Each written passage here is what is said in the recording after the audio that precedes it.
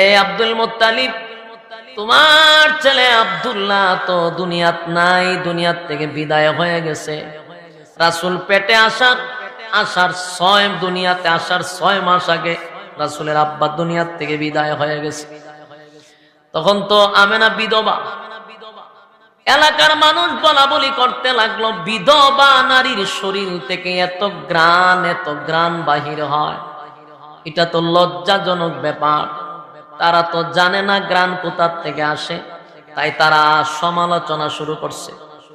মানুষ বিচার দেয় আব্দুল মুত্তালিবের কাছে, আব্দুল মুত্তালিব রে, তোর সন্তান দুনিয়া থেকে বিদায় হইল, তোর বৌমা তো বিধবা। একটা বিধবা নারী তো এত গ্রান ইউজ করতে পারে না, সুগন্ধি ব্যবহার করতে পারে না, কিন্তু সে যেদিকে যায় চতুর্দিকে গ্রানে মুখরিত হয়। আব্দুল মুত্তালিব লজ্জায় কেমনে বউকে বলবে, ছেলের বউ কেমনে বলি, মাগো তুমি সুগন্ধি ব্যবহার কইরো না। আব্দুল মুত্তালিব কথা বলতে পারে না লজ্জায়। আব্দুল মুত্তালিব রাসূলের দাদির কাছে বললেন, এই শোনো, তোমার বউমারে তুমি বলবা সে তো বিধবা, বিধবা মহিলা হইয়া যে সুগন্ধি ব্যবহার করে। লজ্জায় তো আমার মাথা গেল। গোটা এলাকায় আমি হলাম সর্দার, আর আমার বেটার বউ যদি সুগন্ধি ব্যবহার করে বিধবা অবস্থায় রাস্তা দিয়া যায়, মানুষ বিভিন্ন ধরনের খারাপ মন্তব্য করে, আমার মাথা নত হয়ে যায়। তুমি তোমার বৌমাকে বলবা সে যেন সুগন্ধি ব্যবহার করে না, আমাদের ইজ্জত শেষ। এবার আব্দুল মুত্তালিবের স্ত্রী রাসূলের দাদি বলেন, প্রাণের স্বামী, হ্যাঁ আমি আপনার কাছে এই কথাটা বলতে চেয়েছিলাম।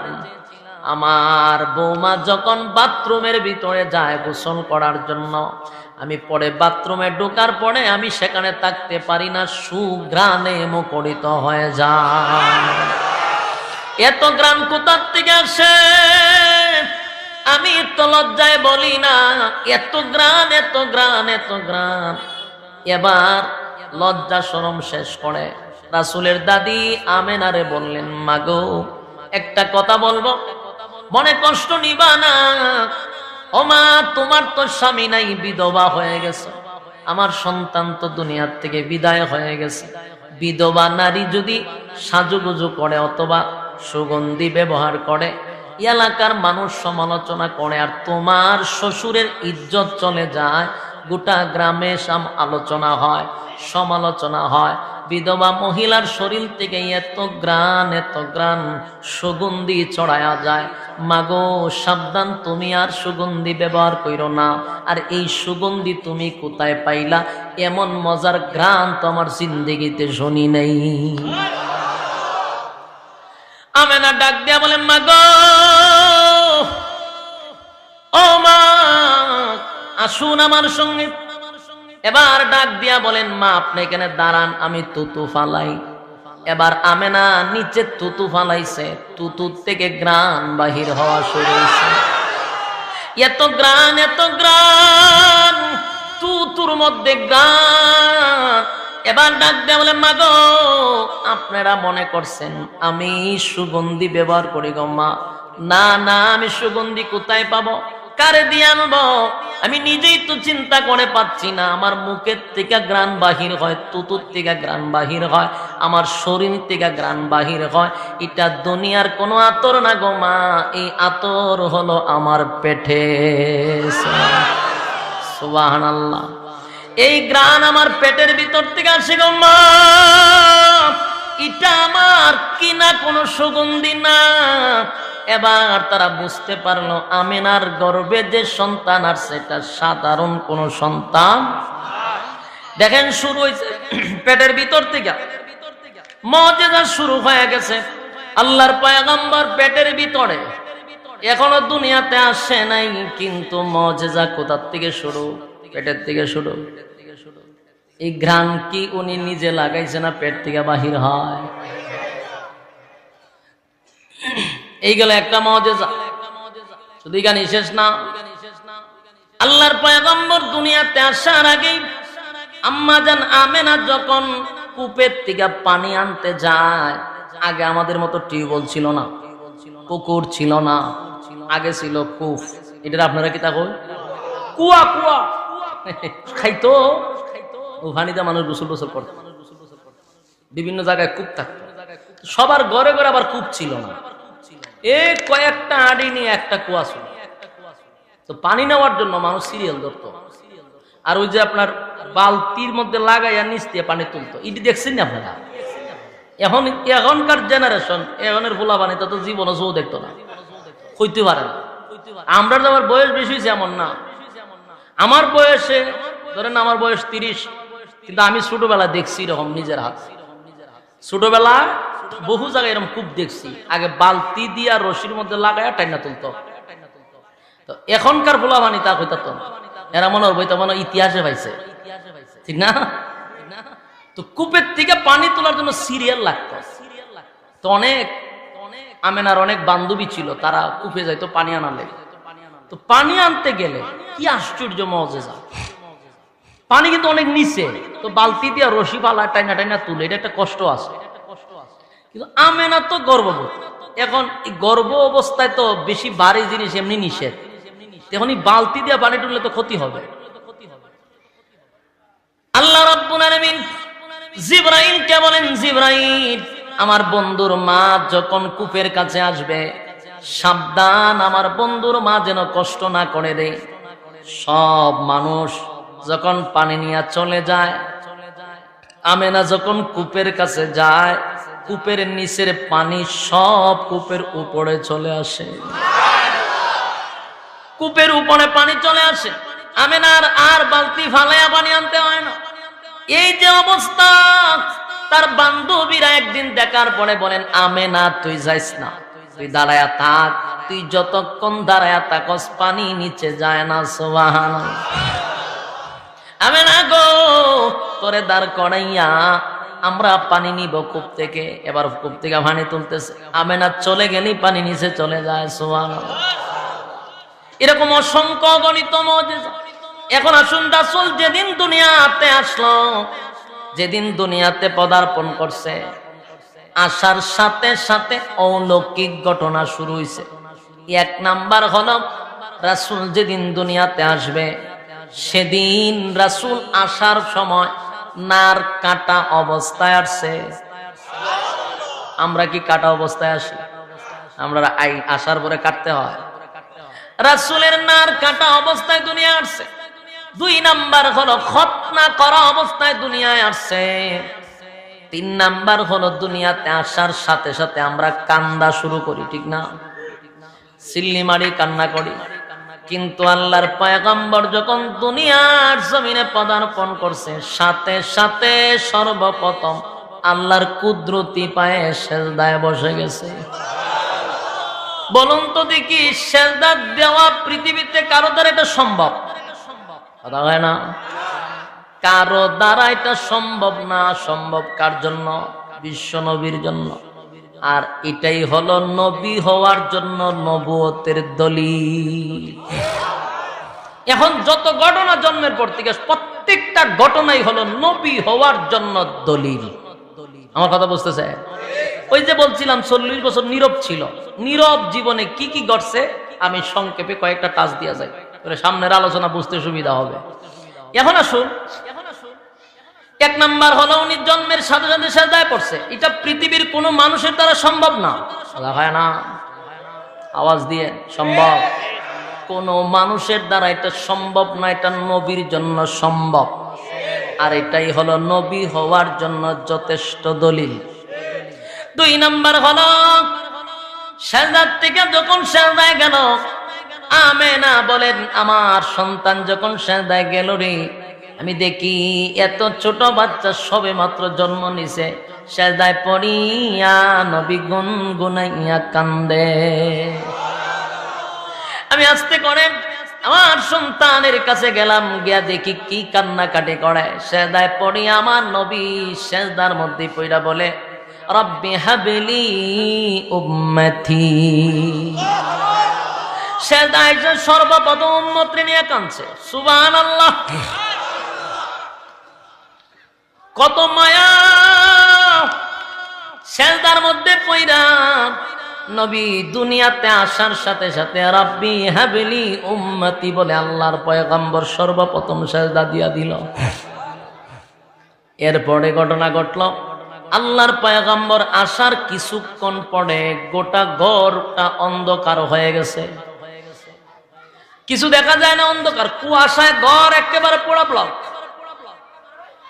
আম্মা জান বলেন কিছুক্ষণ পরে দেখি আমার সন্তান আমার কাছে নাই, উধাও হয়ে গেছে। কথা বুঝতেছেন? আম্মা জান আমেনা বলেন আমি দেখি আমার ঘরে আমার সন্তান নাই, ঘটনা কি রে, গেল কোথায়?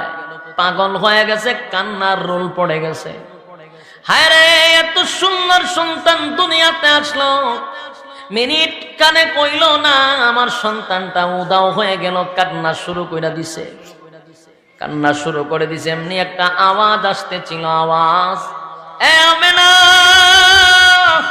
কান্দিস না, তোর এমন এক সন্তান, এই সন্তানকে জিনেও নিতে পারবে না, ভূতও নিতে পারবে না, দুনিয়ার কোনো মাখলুক তার ক্ষতি করতে পারবে না। তোর সন্তানকে আল্লাহ নিয়ে গেছে ভ্রমণ করানোর জন্য। কিছুক্ষণ অপেক্ষা কর, তোর সন্তানকে তোর হাতে আবার ফিরাইয়া দেওয়া হবে। তাহলে নবীরে কোথায় নিয়ে গেল? এ যুবক ভাই, আল্লাহর পয়গম্বরকে আল্লাহ রাব্বুল আলামিন 7 আসমান 7 জমিন কুল কায়নাত ভ্রমণ করাইছে। কেন জানেন? একমাত্র কারণ ছিল নবী দুনিয়াতে আসার পরে কোনো মাখলুক যেন এই কথা বলতে না পারে যে আমি ওনাকে চিনি না, এই কথা বলা যাবে না। একটা পিপিলিকার সাথেও রাসূলকে পরিচয় করায়া দিছে আল্লাহ। সাগরের তলদেশের মাছগুলিকে আল্লাহর রাসূলের সাথে পরিচয় করায়া দিছে। 7 আসমানের উপরের ফেরেশতার সাথেও রাসূলকে পরিচয় করাইছে। কুল কায়নাতের সমস্ত মাখলুকাতের সাথে আমার নবীরে পরিচয় করাইছে। কোন একটা মাখলুক যেন এই কথা বলতে না পারে যে আমরা ওনাকে চিনি না, এমন কেউ নাই। তাই আল্লাহ কুল কায়নাত ভ্রমণ করাইয়া ফেরেশতা জিবরাইলকে বলেন, জিবরাইল রে, আমার বন্ধুর ভিতরে কিছু গুণ ঢুকায়া দে, গুণ মানে ভালো কিছু জিনিস ঢুকায়া দে। এর মধ্যে সমস্ত পয়গম্বর না, একেবারে একটা পিপিলিকার থেকে সহ সমস্ত সৃষ্টি জগতের যত মাখলুকাত আছে, আমার ফেরেশতা কোন যত কিছু আমি বানাইছি সব কিছুর ভালো ভালো গুণটা আমার নবীর সিনার ভিতরে ঢুকায়া দেয়। সব কিছুর গুণ, সব কিছুর ভালো ভালো জিনিস রাসূলের ভিতরে ঢুকায়া দেয়। সমস্ত পয়গম্বরদের গুণ আল্লাহর রাসূলের ভিতরে, সমস্ত মাখলুকাতের গুণ রাসূলের ভিতরে আল্লাহ ঢুকাইয়া আবার আমেনার কাছে ফিরাইয়া দিছে। যুবক ভাইরা আমার এখানে গেল, বলুন তো দেখি, গোটা পৃথিবী ভ্রমণ করার জন্মের সাথে সাথে পৃথিবীর কারো দ্বারা সম্ভব? কথা হয় না, সম্ভব না। তাহলে নবীর দ্বারা সম্ভব। এই সম্ভব কাজটাই হলো নবী হওয়ার জন্য দলিল। উনি যে নবী হবেন এটা একটা দলিল গেল। এটা 3 নাম্বার কথা হলো, আল্লাহর পয়গম্বরকে দেখার জন্য দাদা আব্দুল মুত্তালিব পাগল হয়ে গেছে, তার চাচারা পাগল হয়ে গেছে।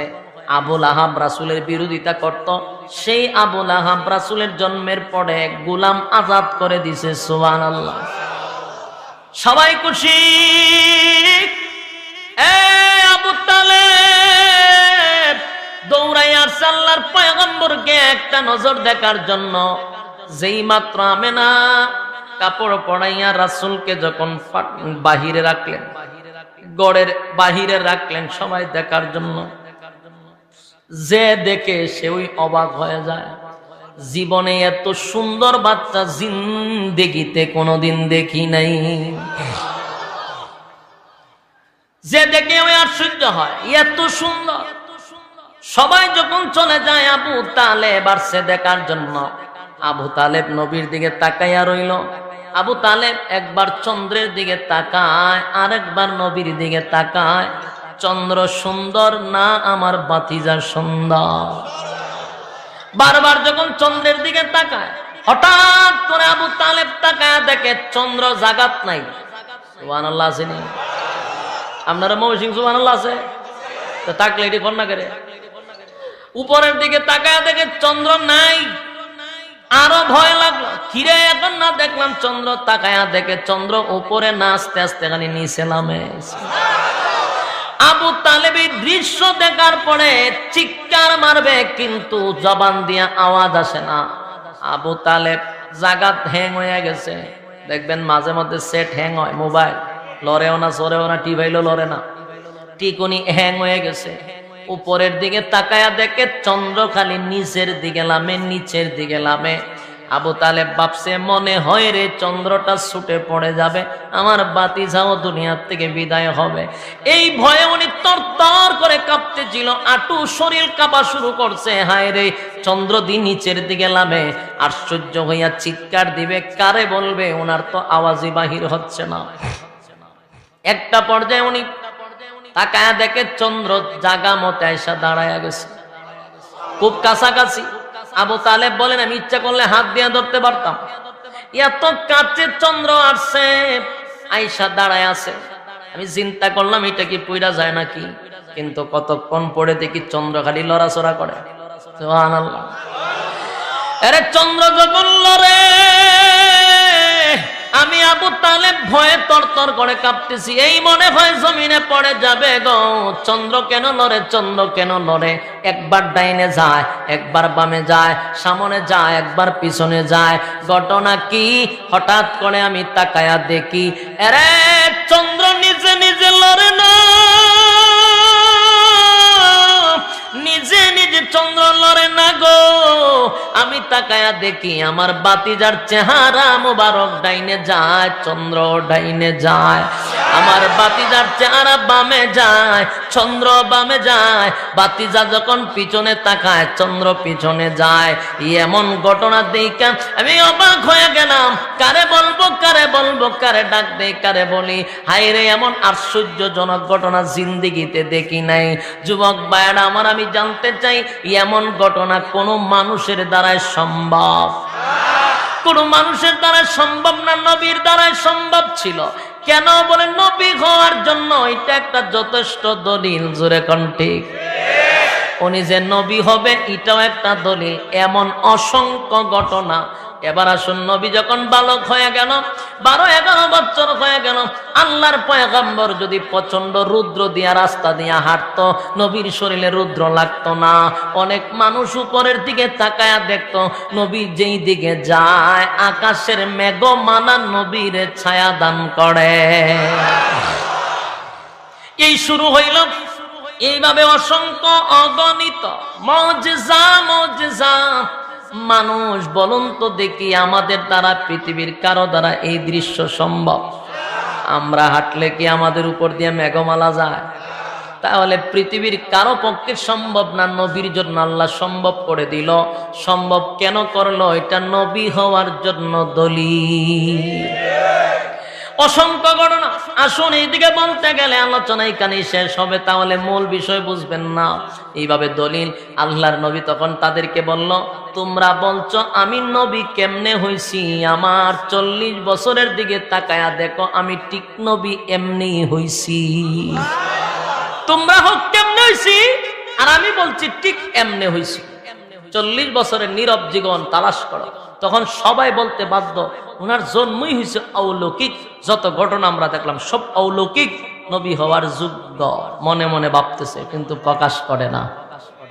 যতগুলো বেঈমান ছিল সবাই মনে মনে কয় যে কথা ঠিক, নবী হওয়ার যতগুলো কোয়ালিটি দরকার, যত যোগ্যতা দরকার সব ওনার ভিতরে আছে, কিন্তু সমাজের মধ্যে মানতে রাজি না। কথা বুঝতেছে? এর কারণ হলো তখনকার শীর্ষ নেতা ছিল সুপার পাওয়ার আবু জাহেল, তার নেতৃত্বে আবু লাহাব, তার নেতৃত্বে ছিল আরো বড় বড় লিডার। এরা যে অপকর্ম করত, অপকর্ম যে করত এটা এরাও জানতো। রাসূল যে সৎ কাজের আদেশ করত, অসৎ কাজের নিষেধ করত, এটা এরাও বুঝতো। বুঝার পর এরা চিন্তা করত, মুহাম্মদ যেই দাওয়াত দিচ্ছে আমাদেরকে, এই দাওয়াত যদি আমরা মেনে নেই সমাজে খুন খারাপি হবে না, সমাজে জেনা ব্যভিচার হবে না, সমাজে টেন্ডারবাজি সাদাবাজি হবে না। কিন্তু মেনে নিলাম, মেনে নিলে তো আমার ব্যবসার মধ্যে লালবাতি জ্বলবো। কথা বুঝতেছে? আবু জাহল চিন্তা করে মুহাম্মাদের আইন মানলে সমাজ সুন্দর চলবে, জেনা ব্যভিচার উঠে যাবে, খুন খারাপি উঠে যাবে, ধর্ষণ হামলা মামলা উঠে যাবে, দুর্নীতি কমে যাবে, কিন্তু আমার ব্যবসায় লালবাতি জ্বলবে। ঠিক না? তো রাসূলের ব্যাপারে অপবাদ দিতে দিতে গোটা মক্কা নগরী পুরা জ্বালাফালা করে লেছে। এক পর্যায়ে রাসূলকে অপবাদ দেওয়া শুরু করলো উনি জাদুঘর, এরপর অপবাদ দিল উনি পাগল, এরপরে অসুস্থ, উনি উল্টা পাল্টা বলে, বিভিন্ন অপবাদ। তো রাসূল একবার কান্না শুরু করছে। কান্দে কেন? আল্লাহর পয়গম্বর চোখের পানি এগুলো ছেড়ে দিয়া কান্না শুরু করে দিল। আল্লাহ জিগায়, নবী গো কান্দেন কেড়ে? আল্লাহর পয়গম্বর বলেন, মালিক আমি কেন কান্দি আপনার ভালোই জানা আছে, আপনি জানেন আমি এই নবী কেন কান্দি, তারপরও কেন জিজ্ঞাসা করেন? আল্লাহ কয়, বন্ধু আপনার মুখ থেকে শুনলে আমি আল্লাহর যে ভালো লাগে। বলেন গো নবী কেন কান্দেন, কেন কান্দেন?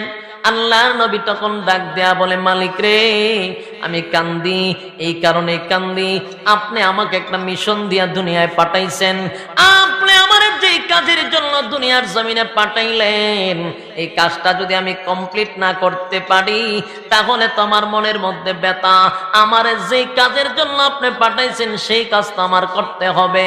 আমি যখন দিনের দাওয়াত লইয়া মানুষের কাছে যাই, দাঁড়ে দাঁড়ে যাই, মানুষ আমারে মারে, মানুষ আমারে ঢিল মারে, আমার কষ্ট লাগে না? কষ্ট লাগে গো যখন আমারে তারা পাগল পাগল বলে, মানুষের কাছে ছড়ায়া দেয়, মানুষ আমারে পাগল বলে, তাও কষ্ট লাগে না? কষ্ট লাগে আমার নিজের লোকগুলা পর্যন্ত আমারে পাগল কয়। আল্লাহ আমার ঘরের মানুষ যদি আমারে পাগল বলে, বলো না আমি যখন দিনের দাওয়াত লইয়া মানুষের কাছে যাব, মানুষ আমার বলবে তোমার ঘরের মানুষ তোমারে পাগল কয়, তোমার ঘরের মানুষ তোমারে পাগল কয়, আমরা কেমনে গো তোমার দিনের দাওয়াত কবুল করব? তোমার ঘরের মানুষ যদি তোমার পাগল কয়, ঠিক নেই? এক ঘরের মানুষ যদি পাগল কয়, বাহিরের মানুষ কথাটা বিশ্বাস করবে তাড়াতাড়ি, যে ঘরের মানুষ তোমার পাগল কয় আমরা তোমার দাওয়াত মানবো কেন? আল্লাহর নবী কান্নার বলে, মালিক আমার আপন চাচা তারা আমারে পাগল কয়, আপন চাচি আমারে পাগল কয়, নিজের ঘরের মানুষ পাগল কয়, বলো না তোমার দিনের দাওয়াত আমি কেমনে প্রচার করব? এই ব্যথায় ব্যতীত হইয়া কান্দি, আমারে পাঠাইলা দিনের দাওয়াত দেওয়ার জন্য, আমি দাওয়াত লইয়া গেলে মানুষ পাগল কয়, আমি যদি দিন প্রচার করতে ব্যর্থ হই মাবুদ গো এই জন্য কান্দি। আল্লাহ নবীর সান্ত্বনা দিছে, নবী গো মক্কা নগরীতে আপনার কেউ নাই গো নবী, মাও নাই বাবাও নাই, আপনার কেউ নাই, সান্ত্বনা দেওয়ার কোন লোক নাই, আমি আল্লাহ আপনার সান্ত্বনা দিলাম, কান্দেন না, আপনি কান্দেন না, ওয়াদা দিলাম আপনারে, তারা আপনারে পাগল বলতেছে অসুবিধা নাই, আপনি কানবেন না, মন খারাপ করবেন না, আমি আল্লাহ তাদেরকে দিয়ে আপনার প্রচার প্রসার করায়া দিব, কারণ আপনারা তো চিনে শুধু মক্কা মানুষ, আমি আল্লাহ আপনাকে গোটা পৃথিবীতে প্রচার করাবো তাদের মাধ্যমে, কারণ প্রচার প্রসার করতে গেল তো লোকের প্রয়োজন, কথা বল না?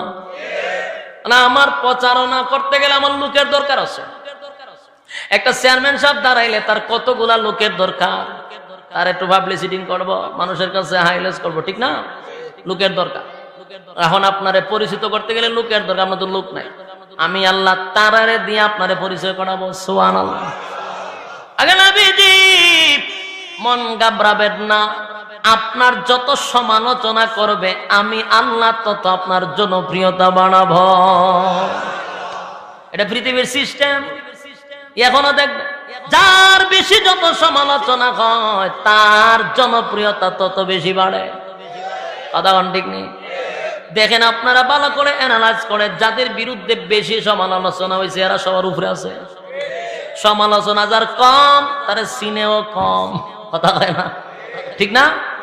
আমি আশাবি ভাইরাল তো এমনি বক্তাম, আমার সিনে সবাই, আর আমি ওয়াজ কইরি ভাইরাল হয়েছি, ফাতলামতি কইরা, নাচানাচি কইরা, ফাইজলামি কইরা ভাইরাল হয়েছি না।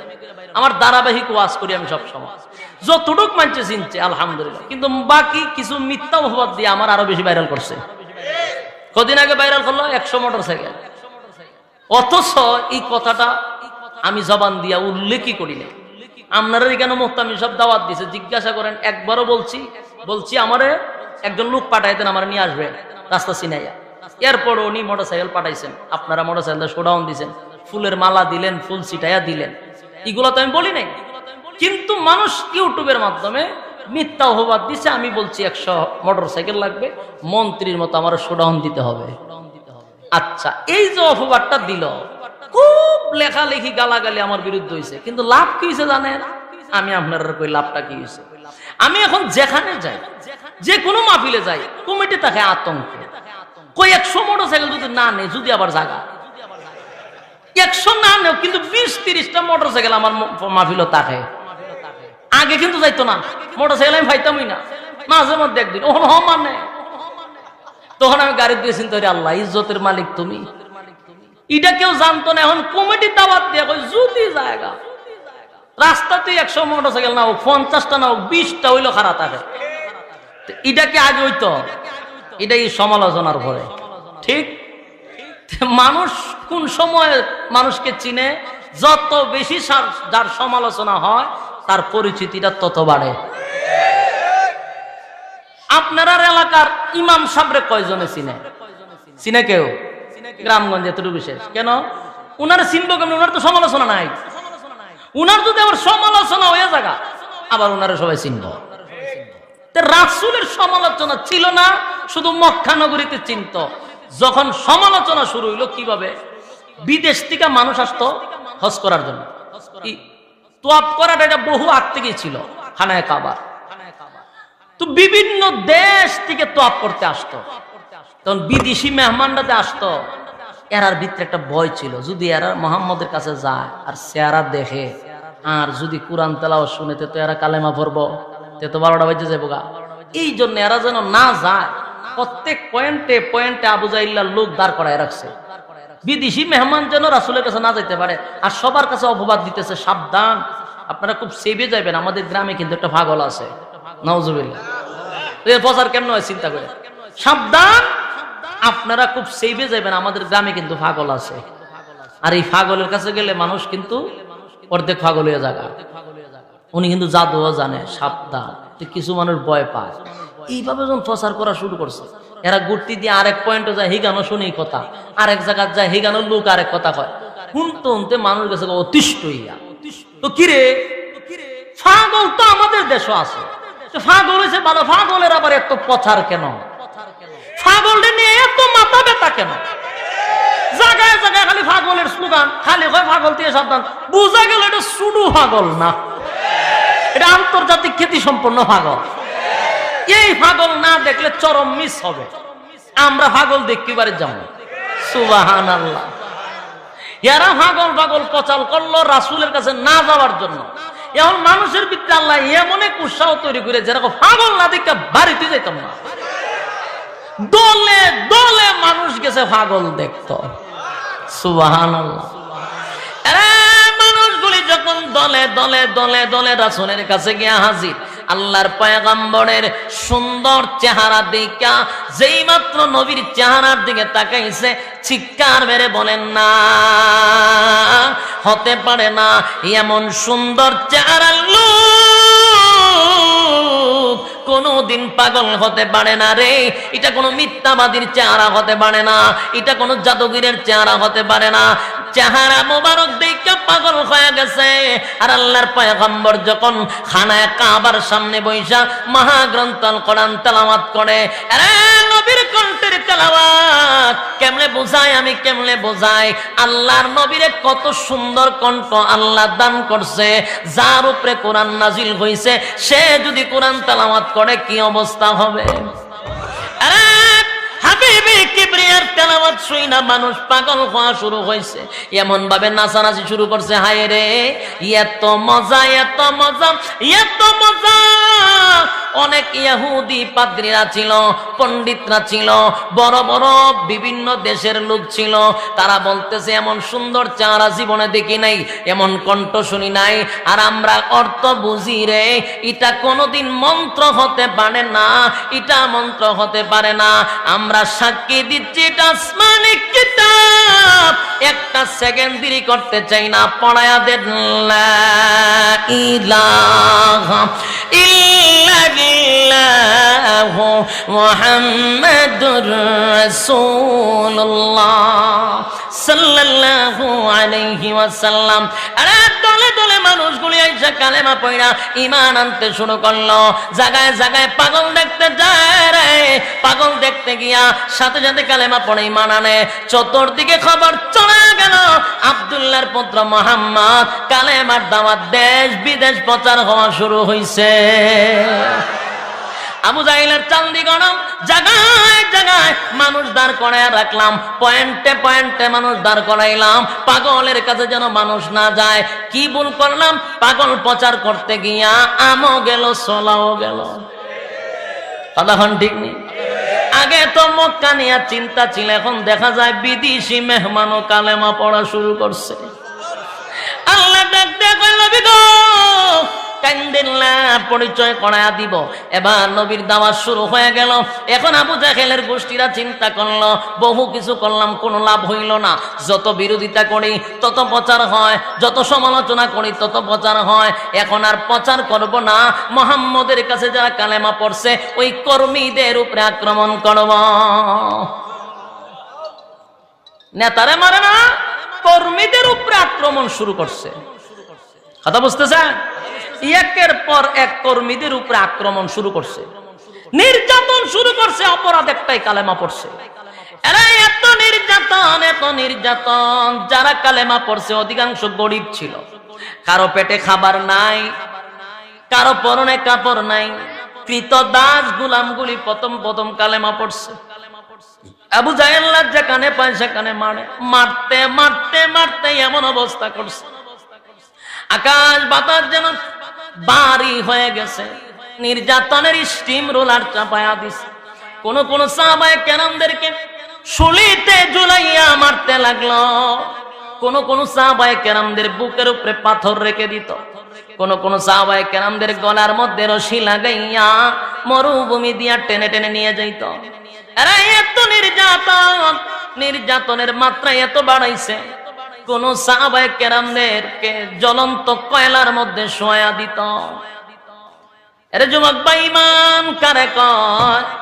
খাব্বাব রাদিয়াল্লাহু তাআলা আনহু, ওনার একদিন ওমরে জিগা, ওমর রে, খাব্বাব রে, আমার জীবনে বহু মানুষ দেখছি, তোমার মতো এমন শরীর কোনোদিন দেখি নাই।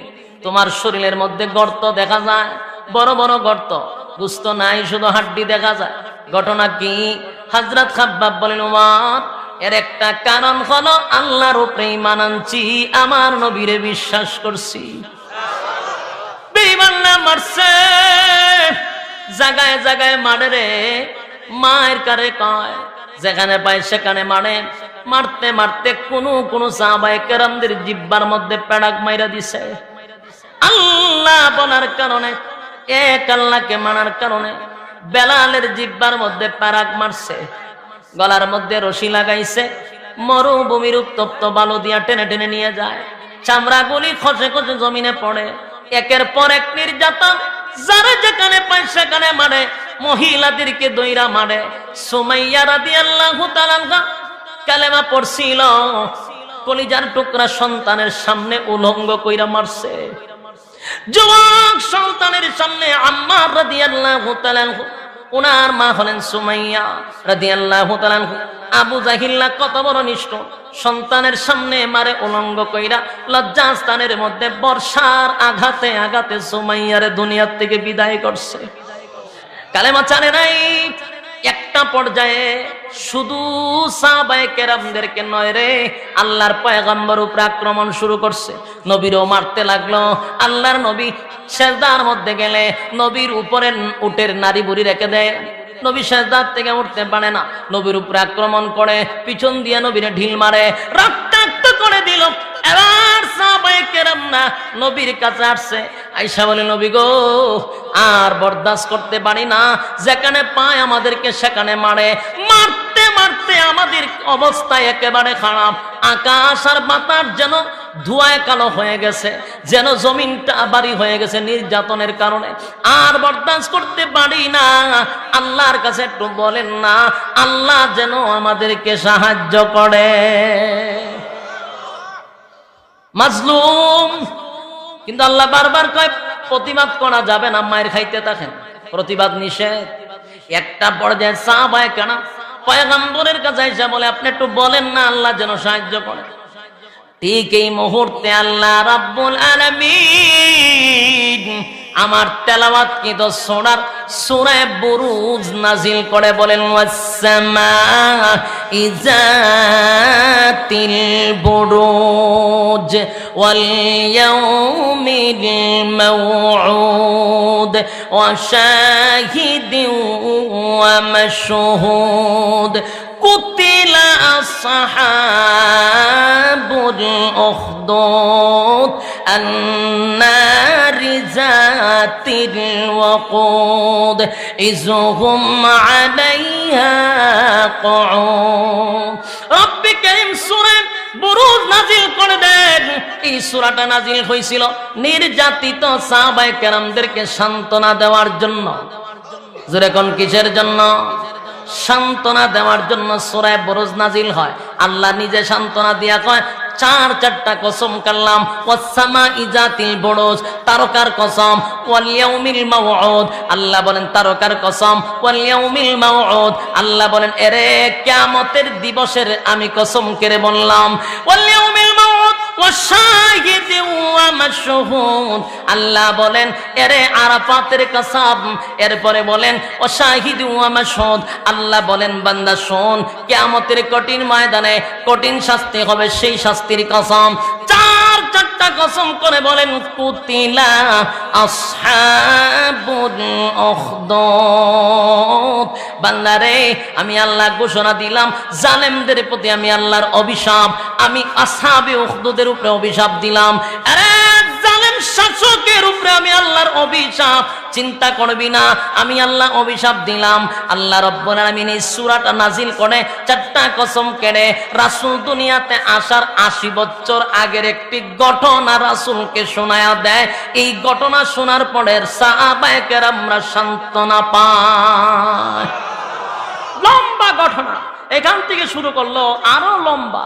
এই জন্য শর্টকাটে বলি সূরাটা নাজিল হওয়ার কারণ ছিল রাসূল দুনিয়াতে আসার 80 বছর আগে একটা ঘটনা ছিল। ওইখানকার তখনকার এক জালেম শাসক ছিল। এই জালেম শাসকও প্রায় 90,000 মানুষকে আগুনে পুড়াইয়া মারছে কালেমা পড়ার কারণে। তখন এই ঘটনাটা রাসূলের কাছে আল্লাহ বর্ণনা করে কইল যুগে যুগে ঈমানের পরীক্ষায় আগুনে জ্বলতে হবে, যুগে যুগে ঈমানের পরীক্ষায় তোমাকে উত্তীর্ণ হতে হবে, তোমার উপরে হামলা হবে, মামলা হবে, নির্যাতন হবে, কণ্ঠ নিস্তব্ধ করা হবে, ঈমান ছাড়া যাবে না। ঠিক কিনা বলেন? ঈমান ছাড়া যাবে না। আল্লাহ পাক এই সূরা নাজিল করে সাহাবায়ে কেরামদেরকে সান্ত্বনা দিলেন, ধৈর্য ধারণ করো, তোমাদের চেয়ে আরো বেশি পরীক্ষায় উত্তীর্ণ হয়েছে, সুতরাং আমি আল্লাহ সান্ত্বনা দিলাম, যারা তোমাদের উপরে নির্যাতন করতেছে তাদের উপরে আমি আল্লাহর অভিশাপ। 40 বছর মক্কাতে রাসূলের কোনো শত্রু ছিল না, 40 বছর রাসূলের বিরুদ্ধে কোনো সমালোচনা ছিল না, 40 বছর রাসূলের বিরোধিতা ছিল না, আকাশচুম্বী জনপ্রিয়তা রাসূলের, সকলের মুখে মুখে রাসূলের প্রশংসা, রাসূলের সততা, রাসূলের আদর্শ, রাসূলের উঠা বসা চলাফেরা কথাবার্তার ধারা সমস্ত মক্কা নগরী মুগ্ধ। এক পর্যায়ে তারা রাসূলের উপাধি দিছে আল আমিন। এই উপাধিটা দিছিল আবু জাহেল, তার দল বলল ইয়া রাসূলের উপাধি দিছে আল আমিন, তার মানে উনি সত্যবাদী, উনি আমানতের খেয়ানত করে না, উনি কোনোদিন মিথ্যা বলে না। এত জনপ্রিয়তা সবার কাছে। 40 বছর পূর্ণ হওয়ার পরে আর 40 বছরের আগে, এই বিষয়টা একটু মনোযোগ দিয়ে শুনবেন। 40 বছর আগে রাসূলের শত্রু ছিল না কেন, আর 40 বছর পরে রাসূলের শত্রু হইল কেন? এই কেনটা বোঝা দরকার। 40 বছর আগ পর্যন্ত